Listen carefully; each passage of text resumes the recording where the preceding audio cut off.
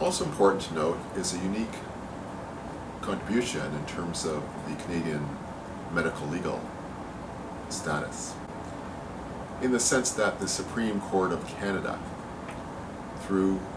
a court case involving a young woman named Gladu, who was of Indigenous background, through this court case, I won't describe the details currently, however, what was recognized going up to the Supreme Court of Canada is that to end the revolving door of recidivism, judges must lean towards healing and rehabilitative sentences, but consider and balance community safety when sentencing Indigenous offenders to address prison overrepresentation, which the Supreme Court of Canada described as a crisis.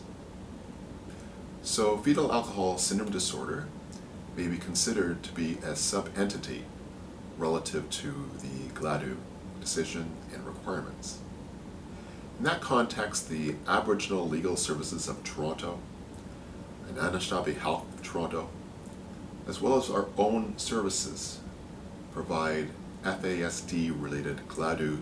pre-sentencing, multidisciplinary diagnostic, and healing assessments to assist judges in making those sentencing decisions. This is currently a pilot model comprised of assessments by a medical physician, my own team as a neuropsychological assessment team, a social work evaluation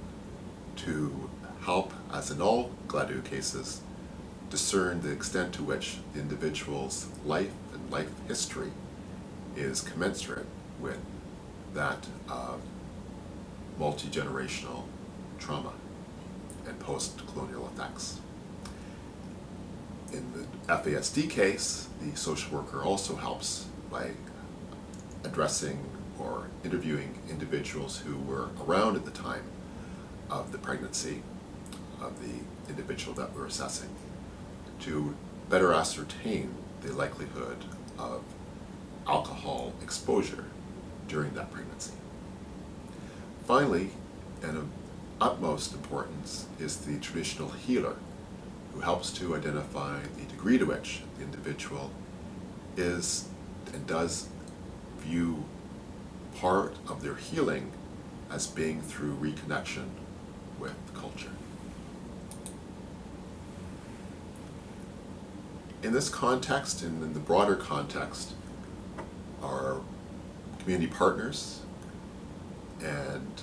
our services have called for the development of an ecosystem, if you like.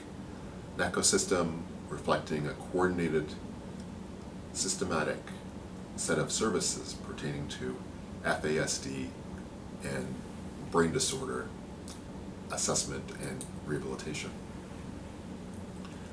We have already commenced a pilot project which remains ongoing, and we've now put in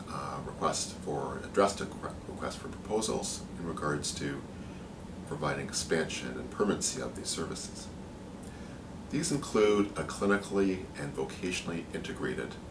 mental health and addictions program of care, a clinical in-home family wraparound model utilizing occupational therapy to address the social determinants of health as key elements, as well as an FASD and brain disorder clinical, teaching, and research hub. There would also be a link to the Gladu FASD protocol that I've just described, as well a linkage to the Ontario Attorney General's Office funded pilot project occurring currently with Aboriginal Legal Services and again with our own services. In addition, we have a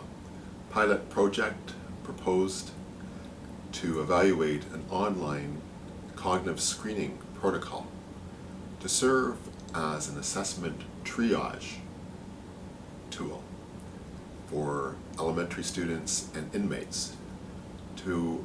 provide an early indicator of potential cognitive impairments, which would require further assessment by way of psychoeducational assessment in the elementary system,